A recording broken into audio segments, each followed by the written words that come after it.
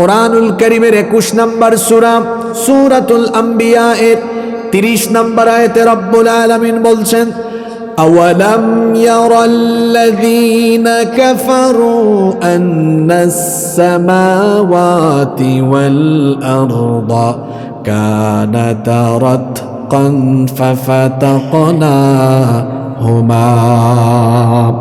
অবিশ্বাসীরা কি দেখে না আসমান সমূহ আর জমিন সৃষ্টির শুরুতে এগুলো একত্রিত অবস্থায় ছিল, ফাফাতাকনাহুমা, অতঃপর আমি আল্লাহ আমার মহা ক্ষমতা বলে সেগুলোকে আলাদা করে দিলাম।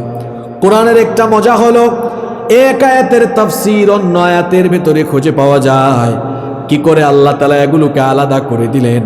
কোরআনে কারীমের 41 নম্বর সূরা সূরা হামিম আস-সাজদা এর 11 নম্বর আয়াতে আল্লাহ তাআলা বলছেন, ثم استوى إلى السماء وهي دخان فقال لها وللأرض ائتيا طوعا أو كرها قالتا آتينا طائعين। আল্লাহ তাআলা বলছেন, মহাশূন্যে যখন মহাবিস্ফোরণ হলো, আকাশ তখন ধোঁয়াশাচ্ছন্ন হয়ে গেল। কোথাও আগুন লাগলে দেখবেন সেই জায়গায় ধোঁয়া হয়ে যায়। আল্লাহ তাআলা বলছেন, ধোঁয়াশাচ্ছন্ন আকাশের দিকে আমি মনোনিবেশ করে তখন আসমান জমিনকে অর্ডার করলাম, তোমরা পরস্পর আলাদা হয়ে যাও। আসমান জমিন তখন জবাব দিল, ক্বালাতা আতাইনা তাইঈন, আমরা আমাদের রবের হুকুম মেনে অনুগতদের মতো অস্তিত্বমান হয়ে আলাদা হয়ে গেলাম। 1979 সালে সৌদি আরবের রাজধানী রিয়াদে একটি কনফারেন্স হয়। এটার নাম হচ্ছে মুক্তামার আশ-শাবাব, ইউথ কনফারেন্স। সেই কনফারেন্সে উপস্থিত ছিলেন ইউনাইটেড স্টেট অফ আমেরিকার বিখ্যাত সায়েন্টিস্ট বালমার। ওই কনফারেন্স হলে এই দুইটা আয়াত তিলাওয়াত যখন হয়, তিনি তখন দাঁড়িয়ে গিয়েছিলেন। দাঁড়িয়ে বললেন, একটু থামো, এটা কোন বই থেকে পড়ছো? মাত্র কিছুদিন আগে মহাবিশ্ব উৎপত্তির ধারণা পৃথিবীর বিজ্ঞানের কল্যাণে আমরা জানতে পেরেছি, কিন্তু এটা কোন লেখকের বই? এই বইয়ের ভেতরে এই আশ্চর্যজনক তথ্য কিভাবে এসেছে? তাকে বলা হলো, এটা মানুষের রচনা করা কোনো কিতাব নয়, আর এটা এই যুগেরও কোনো বই নয়, বরং এটা আজ থেকে ১৫০০ বছর আগে নাজিল হওয়া আল্লাহর কিতাব কোরআন। সে তখন বলল, কি আশ্চর্য কথা! ১৫০০ বছর আগে পৃথিবীতে বিজ্ঞানের জন্মও যখন হয়নি, সেই সময় মহাবিশ্ব উৎপত্তির এই সায়েন্টিফিক ধারণা যে কিতাবের ভেতরে এসেছে, এটা তো যেন তেন কোনো কিতাব নয়, নিঃসন্দেহে এটা মহাবিশ্বের স্রষ্টার কাছ থেকে আসা ঐশী বাণী। আমিও আর এজন্য গোমরাহিতে পড়ে থাকতে চাই না। ওই কনফারেন্স হলের প্রত্যেকটি মানুষকে সাক্ষী রেখে সে কালেমা পড়ে মুসলমান হয়ে যায়। তাহলে বলেন তো, বিজ্ঞান যত উন্নত হচ্ছে, আল্লাহর কোরআন বুঝা, অ্যানালাইসিস করা, এটা মানুষের জন্য সহজ হচ্ছে না কঠিন হচ্ছে? জোরে বলতে হবে, সহজ না কঠিন? আজকে এমন কিছু কথা শুনবেন যা সচরাচর সব মাহফিলে শুনেন না। আপনারা 40-50 মিনিট ধৈর্য ধরে থাকতে পারবেন তো? আল্লাহ তৌফিক দেন, বলেন আমিন। এটা কেমন কিতাব আপনি চিনলেন না? যে বিজ্ঞানের যুগে বসবাস করে, একটু সায়েন্সে পড়ালেখা করে এত ফুটানি করেন, আপনার বাচ্চাকে কোরআন শিখালেন না। আমি ধরেছি প্রথম পয়েন্ট, আমি আজকে 3-4টা পয়েন্টই কথা বলবো। প্রথম বলছি জ্ঞান বিজ্ঞানের কিতাব, আমি পয়েন্টগুলো বলে দেই। দ্বিতীয়ত, এটা হেদায়াতের কিতাব। 3, এটি হচ্ছে মানুষের মুক্তির কিতাব। 4, এটি হচ্ছে অর্থনীতি, রাষ্ট্রনীতি এবং মানুষকে সব দিক থেকে একেবারে সকল প্রকার জাহেলিয়াত থেকে বের করে তাকে মুক্তির পথ দেখানোর কিতাবের নাম কি? জোরে বলেন। আপনাদের ধৈর্য কুলাবে তো? এটা কেমন কিতাব দেখেন, কি আশ্চর্যজনক তথ্য এর ভেতরে এসেছে। আপনার বিজ্ঞান যেটা মাত্র 50-60 বছর, 80 বছর, 100 বছর আগে জেনেছে, এই তত্ত্বগুলো আল্লাহ 1500 বছর আগে এই কিতাবের ভেতরে ঢুকিয়ে দিয়েছেন। আল্লাহু আকবার। মাথার উপরে আসমান আছে, এটা আল্লাহ এমনি এমনি বানান নাই। আচ্ছা আপনারা বলেন তো, আপনাদের বাসা বাড়িতে ছাদ এবং টিনের চাল আছে না নাই? এটা কেন দিয়েছেন আপনারা? যাতে শীতকালে কুয়াশা না পড়ে, বর্ষাকালে বৃষ্টি না পড়ে, আর গ্রীষ্মকালে যেন রোদের প্রচণ্ড তাপ না লাগে। অর্থাৎ আপনি আপনার বাসা বাড়ির প্রোটেকশন আর সিকিউরিটির জন্য এটা দিয়েছেন। তো মাথার উপরে যে আসমান, এটা কি আল্লাহ তাআলা এমনি এমনি সৃষ্টি করেছেন নাকি? না। The sky has been built as a roof for the protection of the earth. আল্লাহ তাআলা মাথার উপরের এই আসমানকে পৃথিবীতে যারা আছে, পৃথিবীর সকল বসবাসকারীদের জন্য একটা সুরক্ষিত ছাদ বানিয়েছেন। সুবহানাল্লাহ পড়বেন না? আমি কোরআনের আয়াতটা বলবো পরে, আগে দেখেন বিজ্ঞানীরা এই ব্যাপারে কি বলেছেন। 19বিংশ শতাব্দীতে বিজ্ঞানীরা গবেষণা করে দেখেছেন পৃথিবীর উপরে স্থিত বায়ুমণ্ডলীয় স্তর, এটা একটা নিরাপত্তার ছাদ হিসেবে কাজ করছে। বিজ্ঞানীরা দেখেছেন বায়ুমণ্ডলে মোট 7টি স্তর আছে, আর আল্লাহ তো কোরআনে বহু আগেই বলে দিয়েছেন 7টি স্তর আছে। মহাবিশ্বের স্রষ্টা যিনি, তিনি আরো 1500 বছর আগেই কথা বলেছেন। সুবহানাল্লাহ পড়েন। সায়েন্সের ছাত্ররা জানে এগুলো, বিজ্ঞানীরা এগুলোর নাম দিয়েছেন ট্রাপোস্ফিয়ার, স্ট্রাটোস্ফিয়ার, আইনোটোস্ফিয়ার, ওজোন লেয়ার, তাই না? আইনোটোস্ফিয়ার, তারপরে হচ্ছে ওজোন লেয়ার, এক্সোস্ফিয়ার, এরকম 7টা স্তর আছে। আমি যদি আপনাদেরকে, বাবারা শোনেন, সহজ করে বুঝাই, ফিল্টার বুঝেন তো আপনারা? ফিল্টার বুঝেন না? পানির ফিল্টার, এটা এক ধরনের ফিল্টার। কেন আল্লাহ তাআলা এখানে ফিল্টারিং ব্যবস্থা করেছেন? শোনেন, এটা না করলে আপনারা বিপদে পড়তেন। সূর্য এখন টেম্পারেচার কত? 20 ডিগ্রি। দিনের বেলা ছিল কত? 25-26 ডিগ্রি। সূর্য হলো পৃথিবী থেকে 15 কোটি কিলোমিটার দূরে। 15 কোটি কিলোমিটার দূরে থাকা সূর্যের আলো পৃথিবীতে আসতে সময় নেয় 8 মিনিট 10 সেকেন্ড। তাও আশ্চর্যের কথা হলো, এটা সরাসরি হিট করতে পারে না। যদি সরাসরি হিট করে তাহলে তো অবস্থা খারাপ হয়ে যাবে। আজকে দিনের বেলা ছিল 25 বা 26 ডিগ্রি। এই যে আমাদের এখানে এতগুলো লাইট আছে, এটা অপারেটর বলতে পারবে, আমি ধারণা করছি 50 বা 100 ইউনিট। সূর্যকে তাহলে কি পরিমাণ টেম্পারেচার দেওয়া হয়েছে? গুগল শরীফে সার্চ করে দেখেন, বিজ্ঞানীরা বলেছেন সূর্যকে যে টেম্পারেচার দেওয়া হয়েছে এর পরিমাণ হলো 1,40,00,000 সেন্টিগ্রেড। আল্লাহু আকবার। এই 1,40,00,000 সেন্টিগ্রেড থেকে আপনারা পান কত? যেমন আজকে দিনের বেলা পাইছেন কত? 26। বলেন কত পাইছেন? তো বাকিটা কই? আসে না কেন? কেন আসলো না? কারণ পুরো হিট যদি এখানে আসে, মানুষ, পশু পাখি, উদ্ভিদ, গাছপালা যা আছে সব জলে পুড়ে ছাই হয়ে যাবে। এটা ডিরেক্ট আসতে পারে না কেন? ওই যে বায়ুমণ্ডলীয় স্তরে এসে এটা বাধাপ্রাপ্ত হয়। সূর্যের আলো প্রথমে এসে একটা স্তরে বাধা, পিউরিফাইং হয়ে নেক্সট স্টেজ, পিউরিফাইং হয়ে নেক্সট স্টেজ, পিউরিফাইং হয়ে নেক্সট স্টেজ, এরকম 7টা স্তর পাড়ি দিয়ে পিউরিফাইং যখন হয়ে যায়, যতটুকু আলো হলে আমরা বেঁচে থাকব, ভালো থাকব, পৃথিবীর ভারসাম্য থাকবে, ঠিক ততটুকু আলো আল্লাহ আমাদেরকে দান করেন। শুধু তাই নয়, যারা বিমানে চলাফেরা করেন, আপনারা জানেন একটা বিমান যখন টেক অফ করে উপরে চলে যায়, 35,000 39,000 ফিট উপরে যখন থাকে, যত উপরের দিকে উঠবেন তাপমাত্রা তত কমতে থাকে। মহাশূন্যের খালি স্থানের তাপমাত্রা কত? বিজ্ঞানীরা বলেছেন মহাশূন্যের খালি স্থানের তাপমাত্রা হলো -270। এই উত্তরবঙ্গে বাংলাদেশের সবচেয়ে বেশি শীত পড়ে, কিন্তু কোনো সময় তো মাইনাস হয় নাই, 7, 8, 10 ডিগ্রি হয়। নাকি বগুড়াতে এর থেকে বেশি হয়? এরকমই হয়। মাইনাস তো আপনারা কখনো দেখেননি। আমার জীবনে একবার মাইনাস দেখার সুযোগ হয়েছে। আমি একবার হিমাচলে সিমলা আর মানালিতে ঘুরতে গিয়েছিলাম 2017 সালে।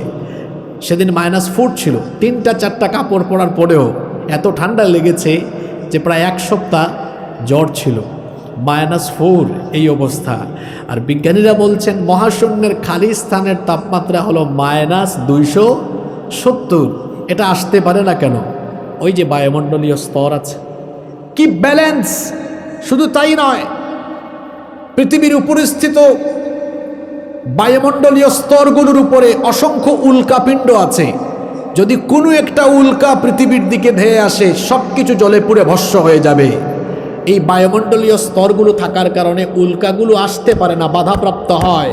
এজন্য বিজ্ঞানীরা বলেছেন আসমান এত শুধু আসমান নয়, the sky has bin build as a rope for the protection of the আর্থ। এটাকে আল্লাহ তাআলা পৃথিবীবাসীর সুরক্ষার জন্য সুরক্ষিত ছাদ বানিয়েছেন। সুবহানাল্লাহ পড়বেন না? এটা তো মাত্র 100 থেকে 150 বছর আগে বিজ্ঞান বলেছে। এই কিতাব তো আপনি পড়লেন না, এই কিতাব চর্চা করলেন না, যে কিতাবকে আপনি ঝাড়ফুঁক তেলাওয়াত বা খতমের কিতাব মনে করেন। এই কিতাবের ভেতরে আজ থেকে 1500 বছর আগে আশ্চর্যজনক এই তথ্যটি আল্লাহ তাআলা কোরআনের ভেতরে ঢুকিয়ে দিয়েছেন। আল্লাহ তাআলা বলছেন وَجَعَلْنَا السَّمَاءَ سَقْفًا مَحْفُوظًا وَهُمْ عَنْ آيَاتِهَا মুআরিদুন। এক্সপার্ট আছেন, আপনারা জানেন সাকফান মাহফুজা এটার অর্থ কি? সাকফান মাহফুজা মানে হচ্ছে, সাকফান মানে হচ্ছে ছাদ, আর মাহফুজা মানে সুরক্ষিত। আল্লাহ বলছেন ওয়াজআলনাস সামাআ সাকফান মাহফুজা, এইভাবে করে আসমানকে আমি সুরক্ষিত ছাদ বানিয়েছি। কোরআন আগে না বিজ্ঞান আগে? পুরুষ মানুষের মতো জবাব দেন, কোরআন আগে না বিজ্ঞান আগে? এতক্ষণ তো উপরে উঠে রাখছিলাম, যেখানে বসে আছেন এখানে ফিরে আস। এই যে জমিনের উপর বসেছেন, ভূতত্ত্ববিদরা বলছেন এটা কয়েকটা টেকটনিক প্লেটের উপরে নির্মিত। টেকটনিক প্লেটের উপরে নির্মিত। এটাকে আল্লাহ কিভাবে বানিয়েছেন? কোরআনে আল্লাহ বলেছেন এই জমিনকে আমি বিছানার মতো করে বিছিয়ে দিয়েছি। আল্লাহ তাআলা বলছেন وَالْأَرْضَ مَدَدْنَاهَا وَأَلْقَيْنَا فِيهَا رَوَاسِيَ وَأَنبَتْنَا فِيهَا مِنْ كُلِّ زَوْجٍ بَهِيجٍ تَبْصِرَةً وَذِكْرَى لِكُلِّ عَبْدٍ মুনিব। এইভাবে করে জমিনকে আমি বিছানার মতো বিছিয়ে দিয়েছি। জমিন এটা অস্থির হয়ে যেত, এই রকম হেলাদুলা আর নড়াচড়া আরম্ভ করত, যদি না আমি এখানে একটা কাজ করতাম। আমি কি করেছি? ওয়ালকা ফিল আরদি রাওয়াসিয়া আন তামিদা বিকুম, এটা যেন তোমাদেরকে নিয়ে পড়ে না যায়, এটা যেন অস্থির না হয়, হেলাদুলা আরম্ভ না করে। সেজন্য আমি কি করেছি? এদিকে তাকান, এই প্যান্ডেলটা কিসের উপর দাঁড়িয়ে আছে? অনেকগুলো খুঁটির উপর। এটা না থাকলে এটা টিকবে নাকি? উড়াইয়া ফেলায় দিবে। আল্লাহ বলছেন তোমরা যে জমিনের উপরে আছো এটা এই রকম, তোমাদেরকে নিয়ে এরকম দুলনার মতো দোল খাইতো। এটা খায় না কেন জানো? আল্লাহ বলছেন ওয়া আলকা ফিল আরদি রাওয়াসিয়া আন তামিদা বিকুম, পৃথিবীতে আমি অসংখ্য পাহাড়গুলোকে জমিনের উপরে পেরেকের মতো ঢুকাইয়া দিয়া জমিনটাকে শক্ত করে দিয়েছি। সুবহানাল্লাহ শুধু পড়লে চলবে না, বুঝে যেতে হবে কথা। পাহাড়কে কিসের মতো গেড়ে দেওয়া হয়েছে? জুড়ে বলেন, কিসের মতো?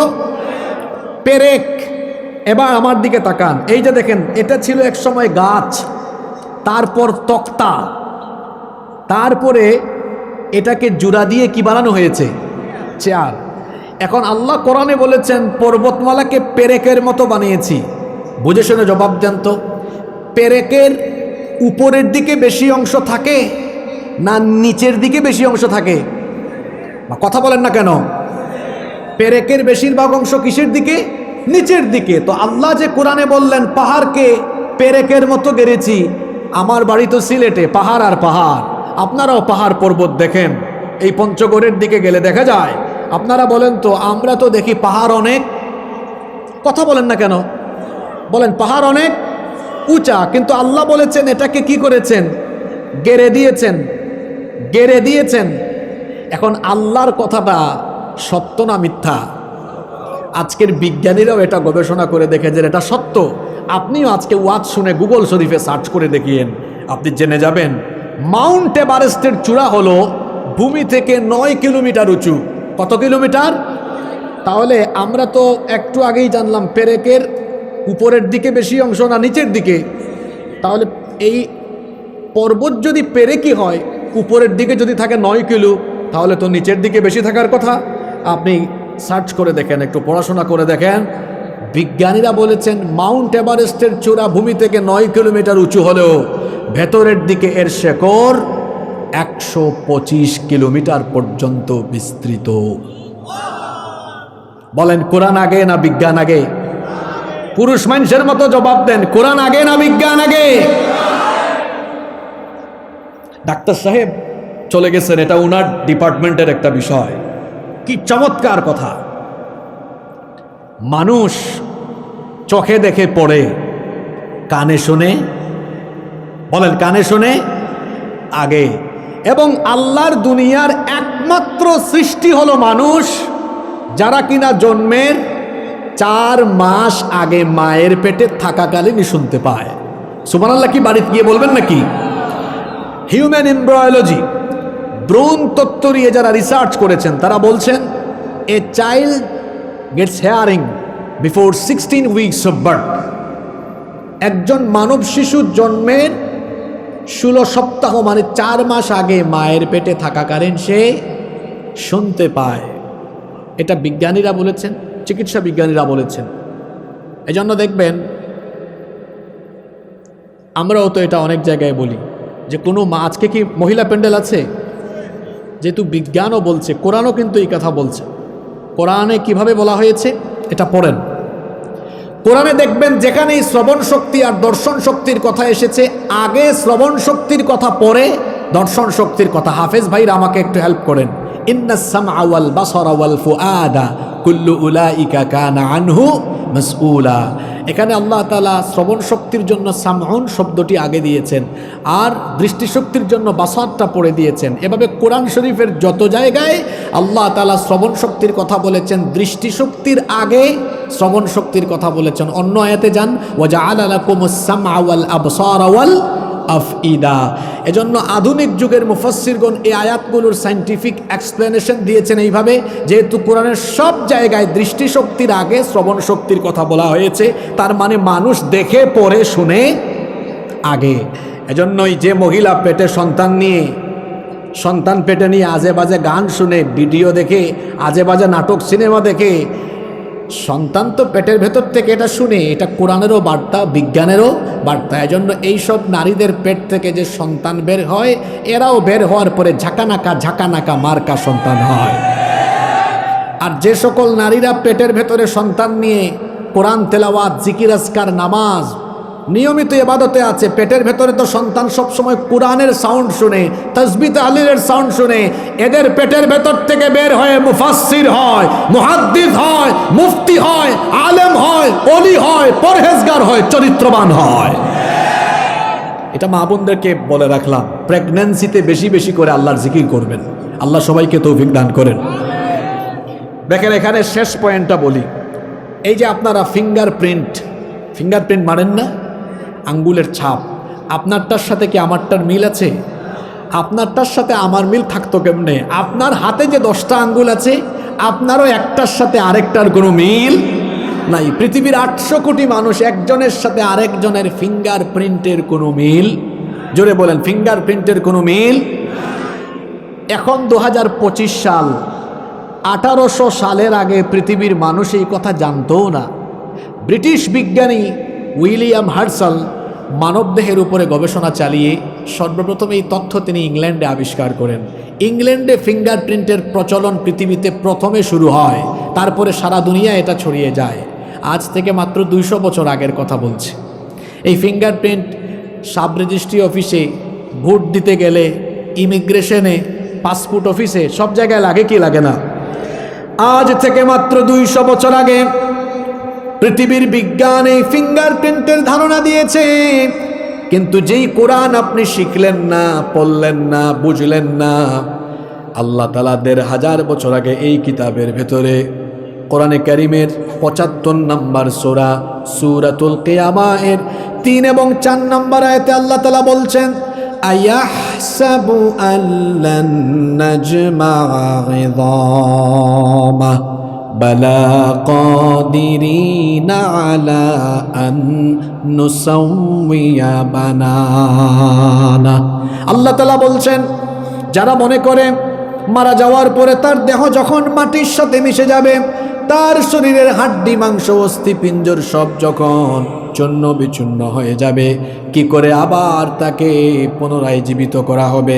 আল্লাহ তাআলা বলছেন, বান্দা শোনো, শুধুমাত্র তোমার হাড্ডি গুড্ডি আর অস্থি পিঞ্জরই আমি জোড়া লাগাবো না, বরং তার পাশাপাশি বালা কাদিরিনা আলা আন নুসাউইয়া বানানা, তোমাদের প্রত্যেকের হাতের যে আঙ্গুলের মাথা আছে, এই আঙ্গুলের ছাপগুলো পর্যন্ত আমি আবার পুনর্বিন্যস্ত করব। বলেন, কোরআন আগে না বিজ্ঞান আগে? জোরে বলতে হবে, কোরআন আগে না বিজ্ঞান আগে? এবার নিজের বিবেককে প্রশ্ন করেন, আপনি কি শিখেছেন আগে? আপনার বাচ্চাকে কি শিখিয়েছেন আগে? হ্যাঁ, জ্ঞান, বিজ্ঞান, ইংরেজি, প্রযুক্তি সবকিছুরই চর্চা করা দরকার, কিন্তু মুসলমানের সন্তানের শিক্ষা জীবন শুরু হবে আগে আল্লাহর কালামের অক্ষরগুলো দিয়ে। ও আ ক খ এবিসিডি আমি শিখব পরে, প্রযুক্তির চর্চা করব পরে, আলিফ বা তা তা শিখব সকলের আগে। আমার দেশ সহ পৃথিবীর বেশিরভাগ দেশে মুসলমানরা আজ লাঞ্ছিত, বঞ্চিত, অপদস্থ, অধিকার হারা। এর কারণ হলো তারা তাদের শিক্ষা ব্যবস্থা থেকে আল্লাহর কালামকে অনেক দূরে ঠেলে দিয়েছে। এরা কোরআন জানেও না। প্রথমেই তো তার জানা দরকার বিজ্ঞানের যুগে আল্লাহর দেওয়া কিতাবটাই তার সায়েন্টিফিক কিতাব। আল্লাহু আকবার। প্রথমে তো তার এটা জানা দরকার যে এটা হলো সায়েন্টিফিক কিতাব। দ্বিতীয়ত আসেন, মনোযোগ আছে আপনাদের? আমি কিন্তু আলোচনার একেবারে মূল লাইনে চলে আসছি, ঘুমায় যাইয়েন না আপনারা। মনোযোগ আছে তো? প্রথমে তো জানলেন জ্ঞান বিজ্ঞানের কিতাব। এবার আসেন, এই কিতাব হলো অর্থনৈতিক মুক্তির কিতাব। কিসের কিতাব? অর্থনৈতিক মুক্তির কিতাব। কেন এটাকে আগে ভাগে নিয়ে আসলাম? যতই মানুষকে ওয়াজ করেন আর যতই মানুষকে বুঝান কোরআনের সমাজ, কোরআনের রাষ্ট্র, বিপ্লব, মানুষ আগে বুঝে আমার পেটে খাবার যাবে কিনা। ঠিক না বে ঠিক?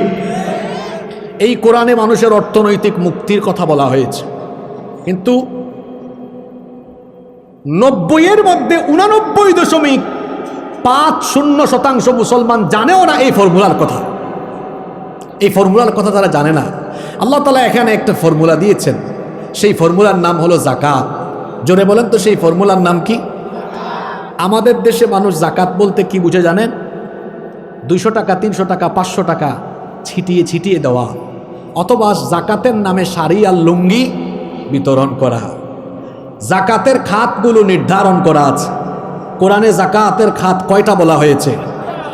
এবার আমার দিকে তাকান, খুব ভালো করে বুঝেন। আসলে কথা বলতে গেলে কথা তো বেড়ে যায়। যারা ভাষার চর্চা করে, লুগা, ল্যাঙ্গুয়েজ চর্চা করে, এদের জন্য কোরআনে মজা আছে।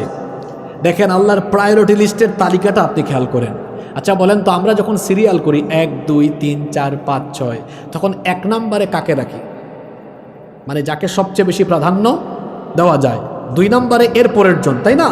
তো এখানে দেখেন জাকাতের 8 খাতে 1 2-এ কাকে রাখা হয়েছে খেয়াল করেন। ইন্নামাস সাদাকাতু লিল ফুকারাই ওয়াল মাসাকিনি ওয়াল আমিলিনা ইলা আখিরিল আয়া। প্রথমে বলা হয়েছে জাকাত আগে দাও ফকিরকে, আগে দাও মিসকিনকে। কেন? কারণ ইসলাম এমন কোনো সমাজ চায় না যেখানে একজন 4 বেলা খায় আরেকজন খাইতে পারে না, একজন বাড়িতে ঘুমায় আরেকজনের ঘর বাড়ি নাই। এমন বৈষম্যহীন সমাজ ইসলাম চায় না। ইসলাম চায় এমন এক সমাজ যেখানে ব্যালেন্স থাকবে, সবাই খেয়ে দেয়, এমনকি তার মৌলিক চাহিদা অন্ন, বস্ত্র, বাসস্থান, শিক্ষা, চিকিৎসা, এই মৌলিক চাহিদাগুলো যেন সকলে পূরণ করতে পারে। এজন্য ইসলাম এমন এক ফর্মুলা দিয়েছে যেই সমাজে ব্যালেন্স থাকবে, ভারসাম্য থাকবে, অর্থাৎ এই সমাজে কোনো দারিদ্রতার অভিশাপ থাকবে। এই দারিদ্রতার অভিশাপ কিভাবে দূর করবে? আল্লাহ জাকাতের ফর্মুলা দিয়েছেন। জাকাতের উদ্দেশ্য হলো যাকে একবার দেওয়া হবে সে যেন আগামীতে আর জাকাত না খায়, ওর পরিস্থিতি বদলায় দিতে হবে, তাকে স্বনির্ভর বানাতে হবে, অসচ্ছল হলে সচ্ছল বানাতে হবে। ফর্মুলাটা কেমন? আমার দিকে তাকান, সবার মনোযোগ আছে? মনোযোগ আছে? এই গ্রামের নাম কি? হামছায়াপুর। এই হামছায়াপুরে 10 সদস্য বিশিষ্ট একটা কমিটি করা হলো। এই কমিটি তাদের এই পুরা গ্রামের যাদের উপরে জাকাত ফরজ তাদের কাছে গিয়ে গিয়ে জাকাতের টাকাগুলো তারা এক জায়গায় জমা করলো। মনে করেন এর পরিমাণটা দাঁড়ালো 2 লক্ষ টাকা। জোরে বলেন কত লক্ষ টাকা? এই 2 লক্ষ টাকা তারা ইচ্ছে করলে 500 করে সর্বমোট 400 মানুষকে দিতে পারবে।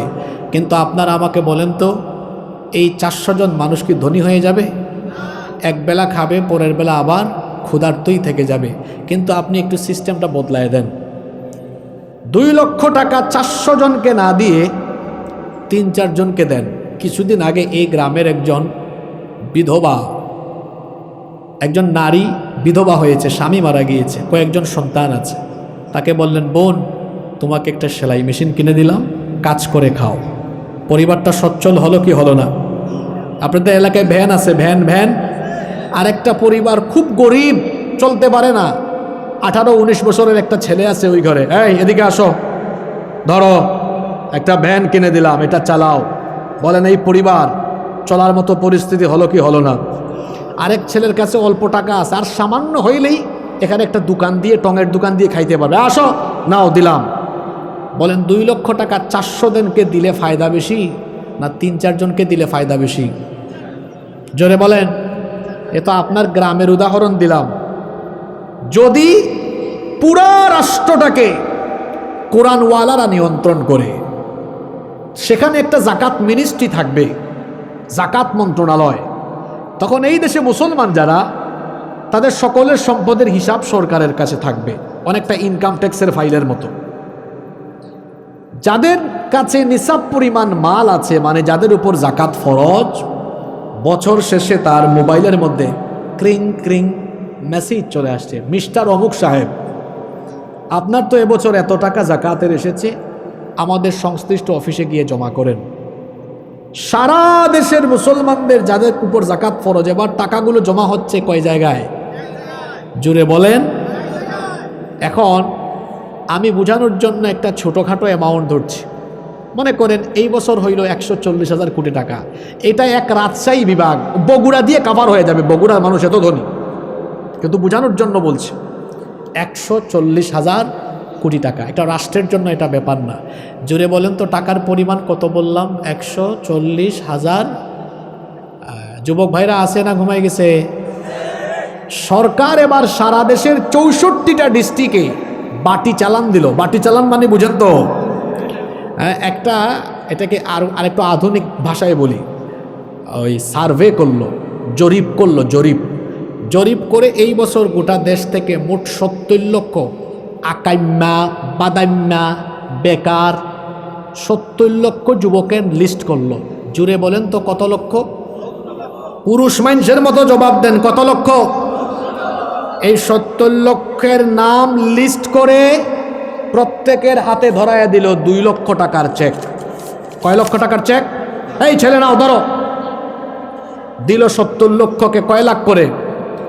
ক্যালকুলেটর মারেন, 70 লক্ষ গুণ 2 লক্ষ কত হয়?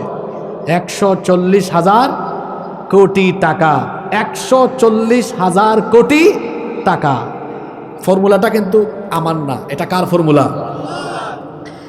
এক বছরে আল্লাহর দেওয়া এই অর্থনৈতিক মুক্তির ফর্মুলা দিয়ে একটা দেশের কত লক্ষ যুবককে, অসচ্ছলকে সচ্ছল বানানো গেল। আপনারা ঘুমাই গেছেন নাকি? কত লক্ষ? কার ফর্মুলা? জোরে জোরে জোরে সবাই বলেন। কত লক্ষ বেকার সচ্ছল হলো? এই ফর্মুলাটা যদি কন্টিনিউ থাকে 10 বছর পরে আপনাদের দেশে একজন গরিব মানুষ খুঁজে পাওয়া যাবে? এরকম জবাবে বললেন পাওয়া যাবে? আমার বয়স তো বেশি না, 30 বছর। বুঝ হওয়ার পর থেকে আমরা অনেক বক্তব্য শুনি, আমাকে সুযোগ দেন, আমি সুযোগ পেলে ক্ষুধামুক্ত দারিদ্রতামুক্ত এলাকা গঠন করব। আরে বাটপারের বাটপার, মানুষ দেখে ফেলেছে তুই সুযোগ পাইলে 5 বছর তুই তোর নিজের ক্ষুধাই মিটাইতে পারস না, তুই মানুষের ক্ষুধা মিটাবে কেমনে? আমি তরুণ আর যুবকদেরকে বলছি, কারণ এই তারুণ্যই হলো আগামীর বাংলাদেশ। ক্ষুধামুক্ত দারিদ্রতামুক্ত সমাজ রাষ্ট্র গঠনের জন্য পৃথিবীর মানুষের সুদভিত্তিক অর্থনৈতিক ব্যবস্থাপনা আমাদেরকে মুক্তি দিতে পারবে না। যারা আমাদেরকে বলে ক্ষুধামুক্ত দারিদ্রতামুক্ত সমাজ উপহার দিয়ে দিবে, এরা নিজেরাই হচ্ছে ভয়ঙ্কর ক্ষুধার্ত, তারা নিজেদের ক্ষুধা মিটাতে কখনো পারে না। সুতরাং যদি সত্যিকার অর্থে আমরা ক্ষুধামুক্ত দারিদ্রতামুক্ত একটি সমাজ পেতে চাই, সচ্ছল স্বনির্ভর জাতি গঠন করতে চাই, তাহলে মানুষের তৈরি করা মতবাদের মুখে লাথি দিয়ে এটাকে বঙ্গোপসাগরে ফেলে দিয়ে আল্লাহর দেওয়া কোরআনের আইনকে গ্রহণ করে নিতে হবে। বসেন, আপনি স্লোগান দেওয়ার চাইতে যে কথাগুলো বলছি, আপনার বগুড়ায় তো আমি বছরে আসি 1-2 বার, আমার বলা কথাগুলো পারলে ঘরে ঘরে পৌঁছায় দিয়ে পারবেন? এটা এইভাবে মানুষকে বুঝাবেন। ফর্মুলাটা কার? আল্লাহ। এজন্যই বলছিলাম কোরআনের সমাজ রাষ্ট্র গঠন হইতে হলে মানুষের ব্রেইনের ভিতরে আগে কোরআনকে কি করতে হবে, নইলে ওই আপনারা যেভাবে আবেগে স্লোগান মারেন, অনেক জায়গায় খালি দাঁড়াই গেল স্লোগান, আবেগ। মনে রাখবেন, আবেগ দিয়ে পৃথিবীতে নেতৃত্ব দেওয়া যায় না, জ্ঞানগত যোগ্যতায় এগিয়ে গেলে পৃথিবীতে নেতৃত্ব দেওয়া যায়। জ্ঞানগত যোগ্যতা লাগে। আমরা এখান থেকে পিছিয়ে আছি, তো আমরা মানুষকে বুঝাতে সক্ষম হইনি, আমরা নিজেদেরকে কোয়ালিফাইড বানাতে পারিনি, এটা আমাদের সবচেয়ে বড় দুর্বলতা। আসেন বললাম, অর্থনৈতিক মুক্তির পথ দেখায় আল্লাহর কিতাব কোরআন। শুধু তাই নয়, শুধু তাই নয়, ন্যায় বিচার প্রতিষ্ঠার পথ দেখায় আল্লাহর কিতাব কোরআন। আপনাদের বিশ্বাস হয় কি হয় না? জোরে বলেন, বিশ্বাস হয় কি হয় না? মনে রাখবেন, যে সমাজে বিচার ব্যবস্থা ধ্বংস হয়ে যায়, ওই সমাজে সংঘাত সন্ত্রাসী কর্মকাণ্ড সবচেয়ে ভয়াবহ আকার ধারণ করে। যে সমাজের বিচার ব্যবস্থা ভঙ্গুর, বিচার ব্যবস্থা ভালো না, ওই সমাজের পরিস্থিতি অতটা ভালো। আপনাদেরকে উদাহরণ দিই, আমার দিকে তাকান। পৃথিবীতে এমন বহু দেশ আছে যেখানে ইসলাম না, যেখানে মুসলমান নাই কিন্তু ইসলাম আছে। কথাটা বুঝতে পেরেছেন? পৃথিবীতে এমন বহু দেশ আছে যেখানে মুসলমান নাই কিন্তু ইসলাম আছে। বলবেন কি করে? ন্যায় বিচার প্রতিষ্ঠা করা, সুশৃঙ্খল জীবনযাপন করা, পরিচ্ছন্ন থাকা, এগুলো সব ইসলামের নীতিমালা। আমরা এটা গ্রহণ করতে পারি নাই। আমরা এখানে বাদাম খাইয়া বাদামের খোসা ফেলি, আমরা সেই জাতি। কিন্তু আমরা মুসলমান, বলা হয়েছে পরিচ্ছন্ন থাকো, কোনো কিছু নোংরা করো না, আমরা বাদাম খাইয়া এখানে খোসা ফেলবো। আপনি একটু দেশের বাইরে যান তো, ওর নাম হচ্ছে মনে করেন ন্যাক্রুস পেট্রু, ফাঙ্কুস পুন্টু, ওদের নাম তো এরকম। ও রাস্তায় থুতু ফেলবে না। শুনতেছেন আপনারা? আপনারা তো কোল্ড ড্রিঙ্কস খাইয়া এমনে মারেন, কলার খুসা ফালায় রাখেন, আর একজন এসে আর ওই যে মিস্টার পুন্টুস বুন্টু, লাক্কিস পিট্টু, ওদের দেশে ইসলাম নাই, জীবনেও কলার খুসা ফেলবে না, ও বোতল ফেলবে না, ওর ডাস্টবিন আছে কিনা দেখবে, ওখানে ফেলবে। এমনকি তাদের দেশের আইন হলো রাস্তাঘাটে আজে বাজে কিছু ফেললে জরিমানা দেওয়া লাগে। তা আপনার দেশে না 90% মুসলমান, আপনার দেশে তো হাঁটলে নাকটারে এমনি ধরা লাগে। দুর্গন্ধ আর দুর্গন্ধ। আমরা কি ইসলামের নীতিমালা গ্রহণ করতে পেরেছি? জোরে বলেন, নীতিমালা গ্রহণ করতে পেরেছি? এবার আসেন এদের বিচার ব্যবস্থার অবস্থা।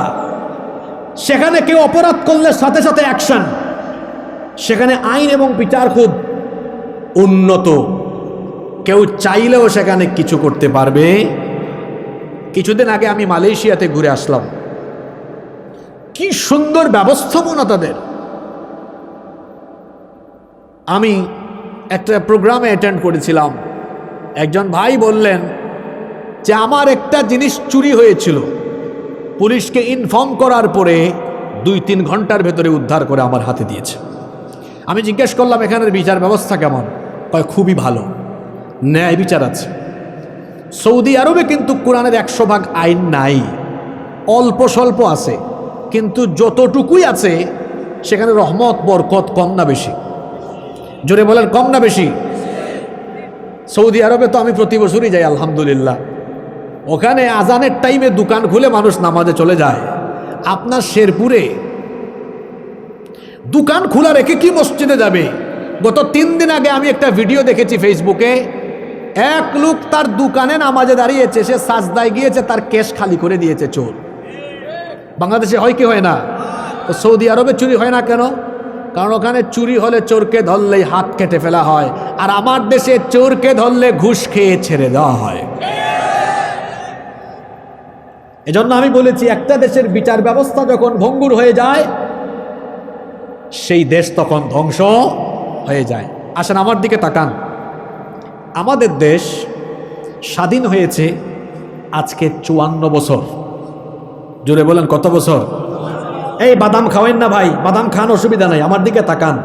খুশা মুসা তো ফালাইয়া যাবেন, এটা আমিও জানি। কিছু কিছু জায়গায় মাহফিলে গেলে, আমি গত পরশুদিন এক জায়গায় ওয়াজ করছি, হাজার হাজার মানুষ, তো আমি তো নামতে পারতেছি না, 10 মিনিট স্টেজে বসা। যাওয়ার সময় দেখি শ্রোতারা যেখানে বসছে বাদামের খোসা আর খোসা। আমাদের সিলেটে কিন্তু বাদাম কি অর্থে ব্যবহার হয় জানেন? বলতাম, একজন আমাকে বলছে বাদাম খাবেন নাকি? আপনি কি এই বাদাম খাওয়াবেন আমারে, না অন্য বাদাম খাওয়াবেন? মানুষকে পিটায় না? সিলেটে এটাকে আঞ্চলিক ভাষায় বলে, আও বা তোমারে তুরা বাদাম দেই। কিতা দেই? আপনাদের ভাষা তো অনেক সুন্দর, ক্যাঙ্কা আসো বারে, তাই না? আমরা সিলেটের ভাষা পাইসা বাবাই দেওয়া, আপনারে তুরা বাদাম দেই দুরিয়া। এই বাদাম কিন্তু সেই বাদাম নয়। এই বাদাম হয়েছে, বুঝছেন তো কোনটা? তো যে ভাই আমার এই বাদাম খাওয়াতে চাইছে কোন বাদাম? নিশ্চয়ই এই বাদাম খাইতেছে, নিয়ে আসছে আমার খাওয়াইতে চাইছে। আপনার বাদাম আপনি খান। যাই হোক, ভালো করে শোনেন। বলছিলাম ন্যায় বিচার যে সমাজে থাকে না ওই সমাজ উন্নত হতে। আপনারা আমাকে একটু সাহায্য করেন, নিরিবিলি থাকবেন। কষ্ট হচ্ছে আপনাদের? আমাদের দেশ স্বাধীন হয়েছে কত বছর হলো? 54 বছরের মধ্যে কিন্তু 32 বছর 2 জন নারী দেশ চালিয়েছেন। এর মধ্যে আপনাদের এলাকার একজন আছেন আলহামদুলিল্লাহ। আর 22 বছর আমরা অনেকজন পুরুষ মিল্লা জিল্লা চালাইছি। এটা হচ্ছে কোরআনের মাহফিল। এখানে কোনো রাজনৈতিক কথাবার্তা বলা আমার উদ্দেশ্য না। আমরা এখানে ফায়দার কথা শুনব। আমি মনে করি যে বক্তা দলীয় কোনো দৃষ্টিভঙ্গি মাথায় রেখে বক্তব্য দেয় তার বক্তৃতায় মানুষ হেদায়াত হয় না। আর যে শ্রোতা দলীয় দৃষ্টিভঙ্গি মাথায় রেখে বক্তৃতা শোনে সেও কোনোদিন হেদায়াত হয় না। বক্তা এবং শ্রোতা উভয়কেই হেদায়াতের নিয়তে কোরআনের কথা শুনতে হয়। এখন আমার কথা শোনেন।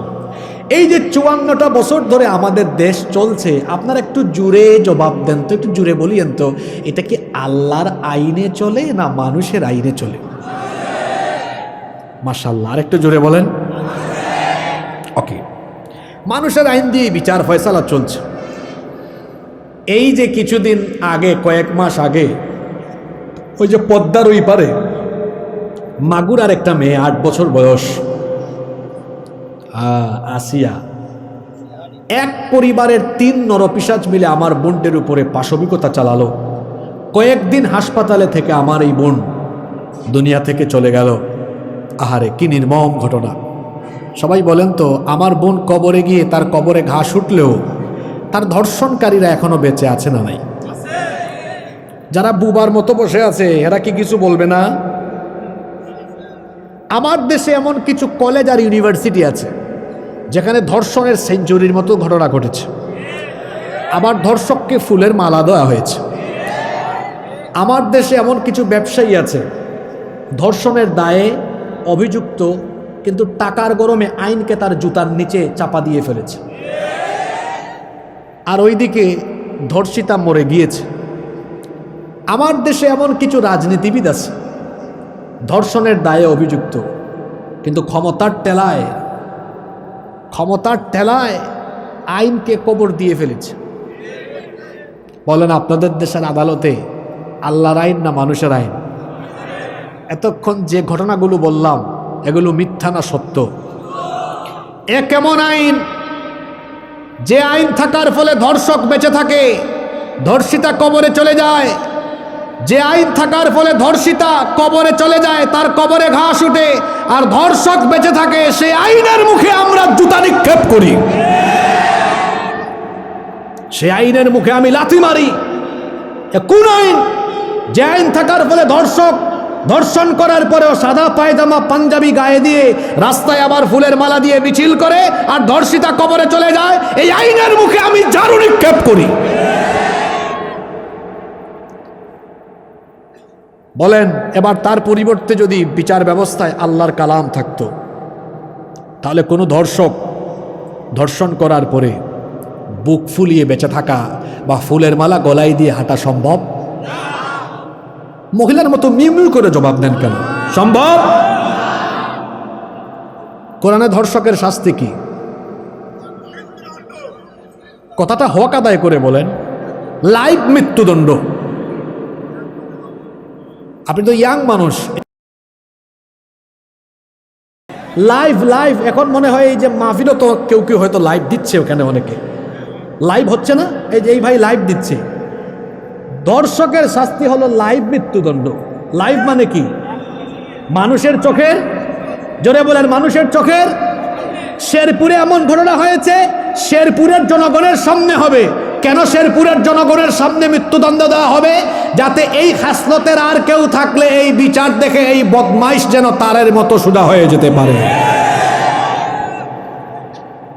এখন আপনারা আমাকে বলেন, ন্যায় বিচারের জন্য মানুষের আইন ভালো না আল্লাহর কোরআন ভালো?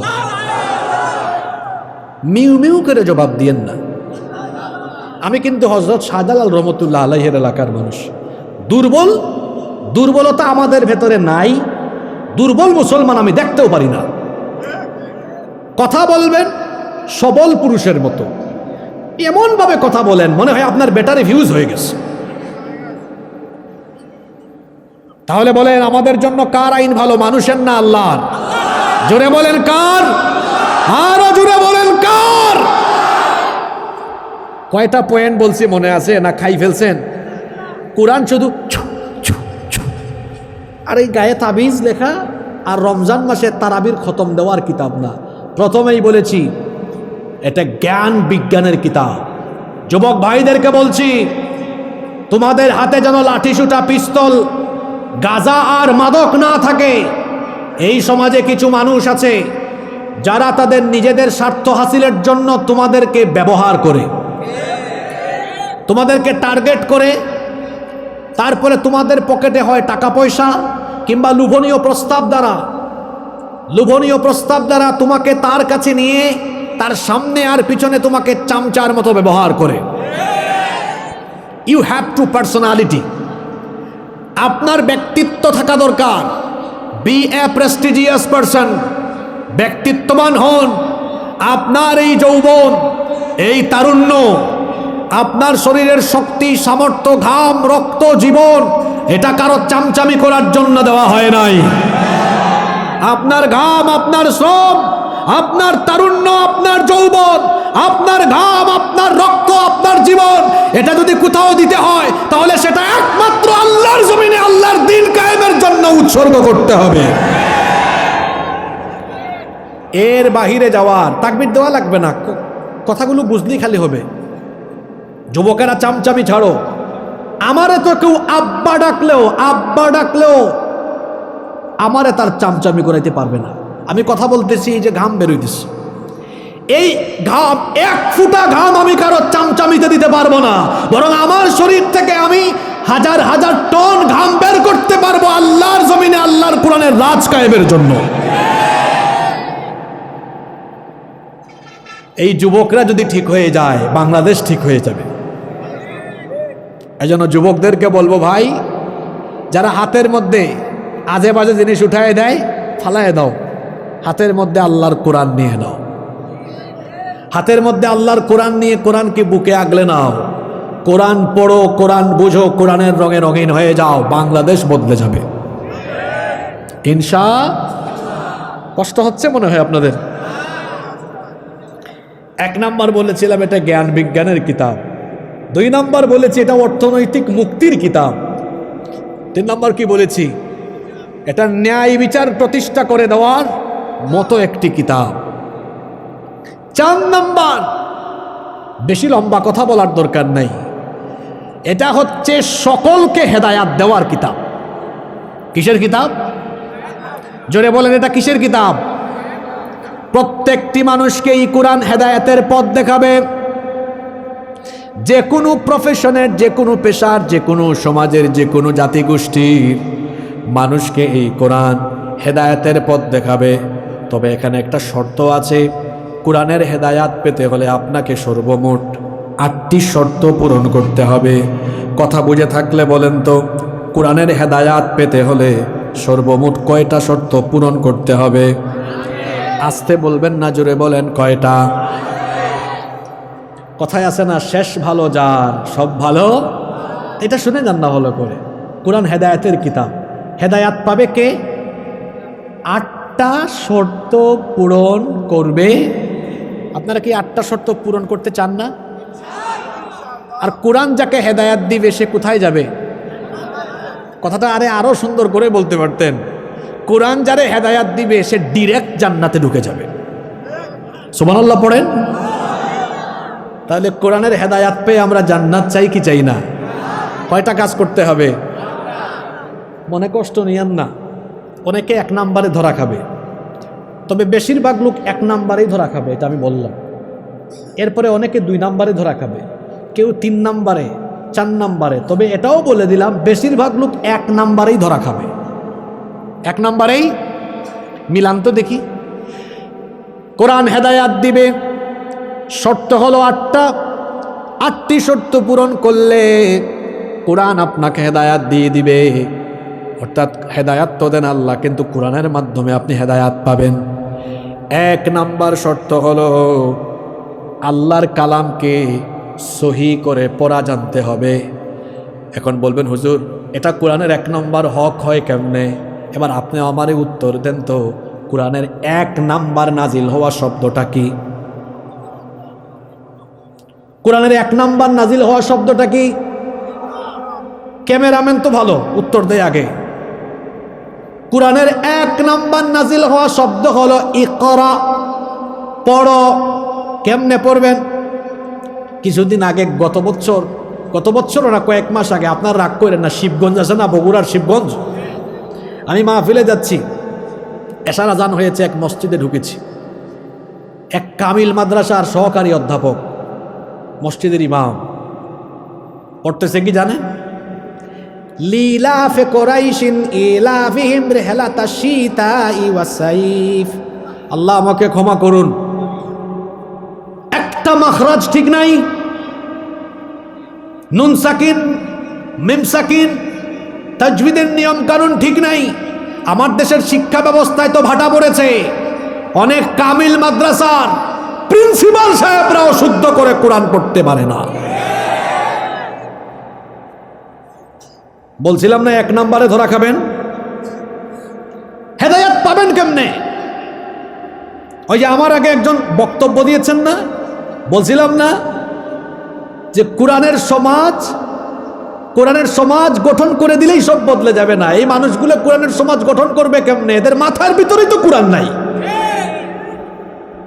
এজন্য আমি একটা স্লোগান মানুষকে শিখাচ্ছি 8-9 বছর ধরে, এই বগুড়ায়ও আমি অনেকবার বলেছি, ধুনটে বলেছি, সদরে বলেছি, গাবতলীতে বলেছি, শিবগঞ্জে বলেছি, কাহালুতে বলেছি আমি এই স্লোগানটা, কোরআনের আলো আপনারা ঘরে ঘরে জ্বালো, কেউ কেউ বলেন সংসদে জ্বালো, সব বক্তব্য স্লোগান ঠিক আছে, আমি একমত। কিন্তু আমি বলেছি সিরিয়ালটা এমন হওয়া দরকার, আল কোরআনের আলো মানুষের হৃদয়ে হৃদয়ে জ্বালো। হৃদয়ে তো কোরআন নাই তার। এক নাম্বার, আল্লাহর কালামকে সহি করে তেলাওয়াত জানতে হবে। কেন? ওই যে বলছিলাম না, কোরআনের মজা হলো এক আয়াতের তফসির আছে অন্য আয়াতে। অনেকে বলবে সহি করে না পড়লে কি হয়েছে, কোরআনের আমল করলে তো হয়েছে। ব্যাকল, কোরআন সহি করে পড়তে হবে, এটা কোরআনে সূরা মুজাম্মিলের 4 নম্বর আয়াতে বলা হয়েছে, ওয়ারাত্তিলিল কুরআনা তারতিলা। তোমার যেমনে মন চাই এমনে পড়লে হবে না, এটা বাংলা আর ইংলিশ না। যেমন একজন সাইকোলজিকে পড়ছে পিছে চলো যাই, কথা বুঝেন নাই? সাইকোলজি বানানোর শুরুতে কি আছে? পি আছে, PSY, তো বানান করতেছে পিছে চলো যাই। আরো ভালো করে বোঝাই আপনাদেরকে, এরকম কিছু বানান আছে।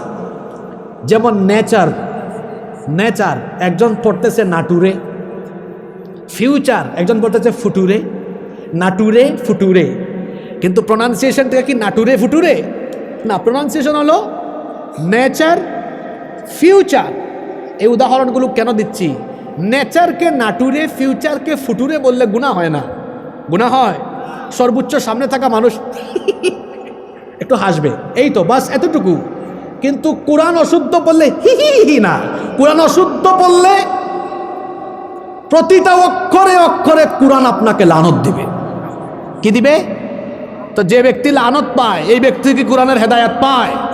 পুরুষ মানুষের মতো বলেন, হেদায়াত পায়?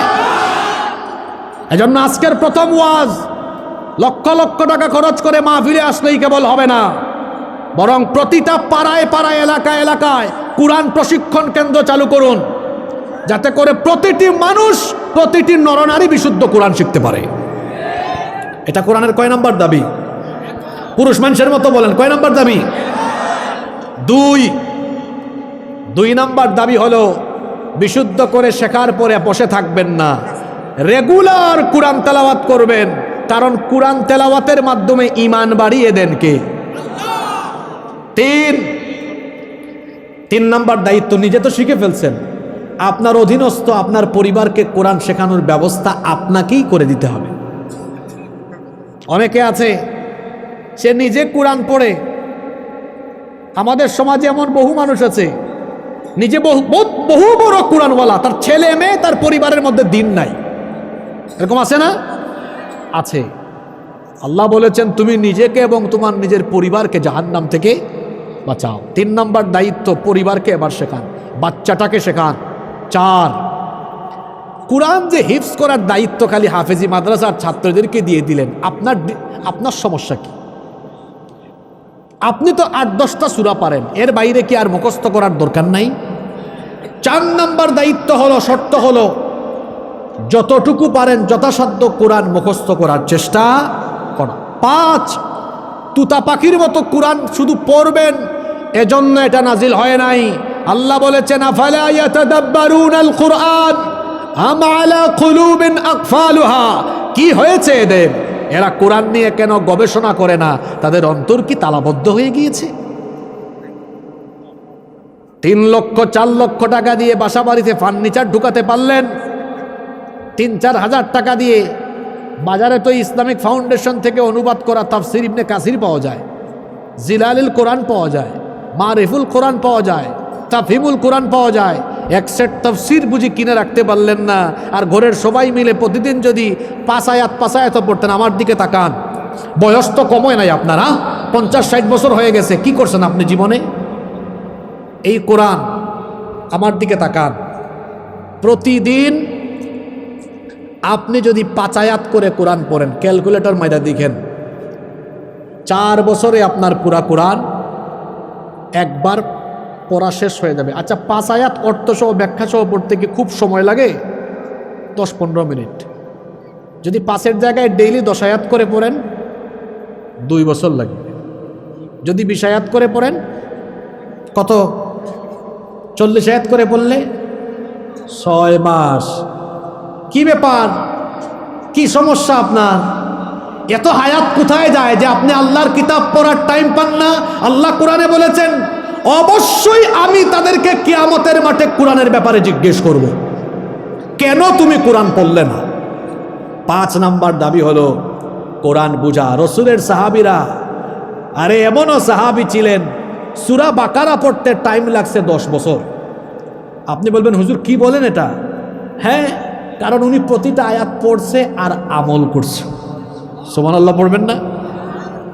নাম্বার 5 তো বললাম। 6 নাম্বার হচ্ছে কোরআন অনুযায়ী আমল করা।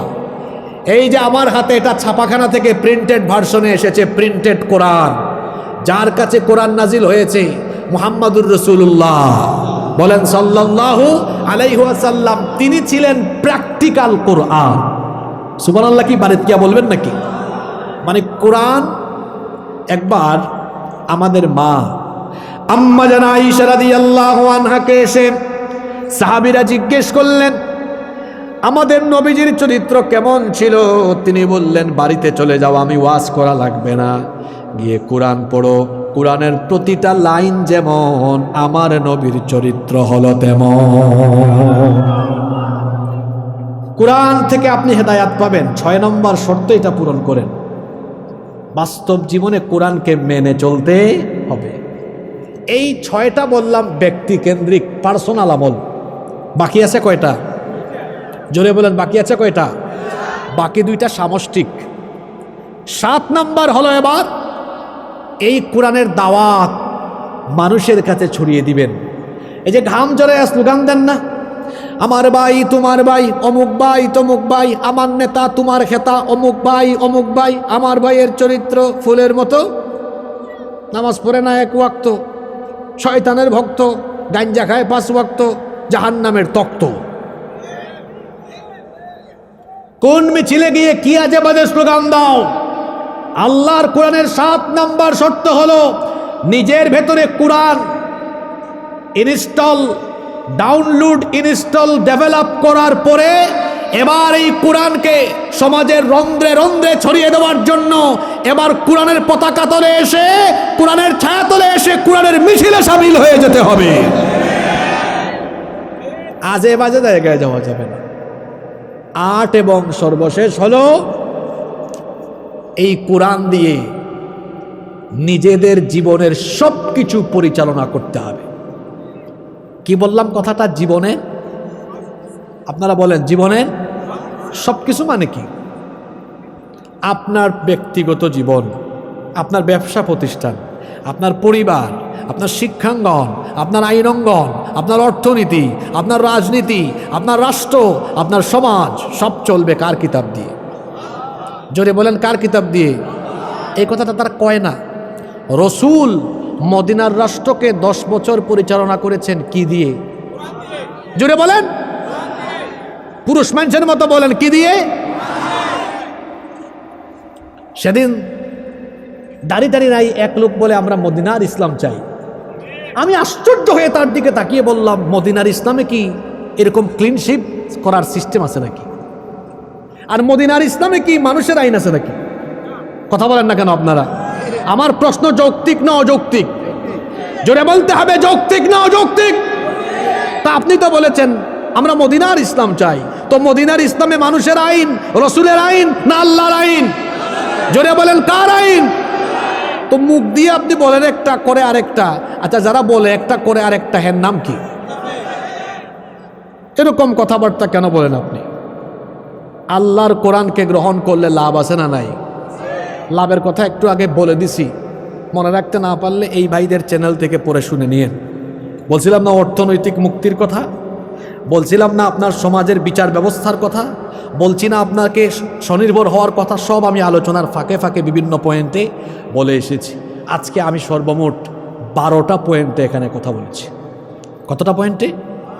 এবার একটা মোলাখাস বা সামারি দিই। 1, বলেছিলাম কোরআন জ্ঞান বিজ্ঞানের কিতাব। 2 নম্বর কি বলেছিলাম? এটা অর্থনৈতিক মুক্তির পথ দেখায়। 3, এটা ন্যায় বিচার প্রতিষ্ঠা করার পথ দেখায়। তারপর 4 নাম্বার কি বলেছিলাম? এটা হেদায়াতের পথ দেখায় দেয়, তবে হেদায়াত পাওয়ার জন্য শর্ত কয়টা? জোরে বলেন কয়টা? 1 নাম্বার কি? সহি করে তেলাওয়াত জানা। আব্বাজানরা, আপনারা তো আমার বাপের বয়সী, বাবা বলে সম্বোধন করছি, বাবাজানরা কবরে যাওয়ার আগে কোরআনটা শেখার দরকার আছে না? হ্যাঁ, 5 ওয়াক্ত নামাজে আমরা কোন বই থেকে তেলাওয়াত করি? কোরআন তেলাওয়াত সহি করে না পড়লে নামাজ আদায় হবে? নামাজ তো শেষ। যুবক ভাইদেরকে রিকোয়েস্ট করছি, এখন তো অনলাইনেও বাড়িতে বসে পড়া যায়। আমার নিজেরও তো একটা অনলাইন বেসড ইনস্টিটিউট আছে, আরও অনেকের আছে। বাড়িতে বসে অনলাইন কোর্স করেন, কোরআন শিখেন, নইলে নিজের আশেপাশে কোনো ভালো আলেম থাকলে তার কাছে গিয়ে শিখেন, কোনো মাদ্রাসা থাকলে শিখেন, সন্তানদেরকেও কোরআন শেখাবেন। এই যে আপনাদের পাশে আজকে আমি মাওলানা আব্দুল্লাহ আল আমিন, চিনেন নাকি আপনারা? হ্যাঁ, আপনাদের গৌরব, আপনাদের রত্ন, আপনাদের কৃতি সন্তান। সারা বাংলাদেশ নয়, সারা পৃথিবী তাকে চিনে। আপনারা খুশি না বেজার? কিন্তু যেমনি আপনারা বললেন, আমার তো মনে হয় আপনারা বেজার। বলেন, আপনারা খুশি না বেজার? তো আপনাদের একটা রত্ন, আপনাদের একটা রত্ন, আপনাদের গৌরব। সারা বাংলাদেশ নয়, সারা পৃথিবী তাকে চিনে। এত সুন্দর করে কোরআন থেকে আলোচনা করেন। তিনি আপনাদের শেরপুরেই খুব সুন্দর একটা মাদ্রাসা করেছেন। আজকে আপনাদের প্রোগ্রামে আসার সময় আমি এটা ভিজিট করে আসলাম। খুব সুন্দর ব্যবস্থাপনা, নান্দনিক পরিবেশ, খুব চমৎকার কারিকুলাম, যেখানে দিনী শিক্ষার সাথে আধুনিক শিক্ষার এক সমন্বিত অসাধারণ ব্যবস্থাপনা রয়েছে। বাচ্চাগুলোকে মাদ্রাসায় পড়ান। মাদ্রাসায় পড়ালে কি লস? জোরে বলেন লস? কোনো লস নাই। একদিকে সে যেমন আরবি, ইসলামিক স্টাডিজ, কোরআন হাদিস শিখছে, অন্যদিকে ইংরেজি, গণিত, আধুনিক জ্ঞান বিজ্ঞান, প্রযুক্তি চর্চা করার সুযোগ পাচ্ছে। এখন এই ধরনের অত্যাধুনিক প্রতিষ্ঠান বাংলাদেশে আছে না নাই? অনেকে মনে করে মাদ্রাসায় পড়ে কি আর করবে, মানুষের বাড়ির হাঁস মুরুখ খায়া খায়া সাফ করবে। এই ধারণা আজকে পরিবর্তন হয়েছে। দেখা যাচ্ছে মাদ্রাসার ছেলেরা বিশ্ববিদ্যালয়গুলোতে এখন স্কুল কলেজের ছেলেদেরকে পিছনে ফেলে তারা ফার্স্ট হয়ে যায়। অসম্ভব রকমের মেধাবী ছেলেগুলো। আচ্ছা, এই প্রতিষ্ঠানদের জন্য দোয়া করছি, আল্লাহ এই প্রতিষ্ঠান সহ এই এলাকায় আরও যত প্রতিষ্ঠান আছে, আল্লাহ সবগুলো প্রতিষ্ঠানকে কবুল করেন। তাহলে কোরআন থেকে হেদায়াত পাওয়ার জন্য 8টা শর্ত আছে। 1 নাম্বার কি? সহি তেলাওয়াত। 2 নাম্বার বেশি বেশি কোরআন তেলাওয়াত। 3 নাম্বার অধীনস্থদেরকে কোরআন শিক্ষা দেওয়া। 4 নাম্বার যথাসাধ্য কোরআন মুখস্থ করা। 5 নাম্বার কোরআন বুঝার চেষ্টা করা। 6 নাম্বার কোরআন অনুযায়ী আমল করা। 7 নাম্বার মানুষের দ্বারে দ্বারে কোরআনের বাণী পৌঁছে দেওয়া। 8 নাম্বার কোরআন দিয়ে সব কিছু পরিচালনা করা। যে কথাগুলো বলেছি, আল্লাহ এগুলো আমাদের সবাইকে বাস্তব জীবনে মেনে চলার, আমল করার তৌফিক দান করেন। মাহফিল কমিটির সম্মানিত সভাপতি সাহেবের কোনো বক্তব্য থাকলে আমরা শুনবো, না থাকলে আমরা মুনাজাতের মাধ্যমে শেষ করবো ইনশাআল্লাহ।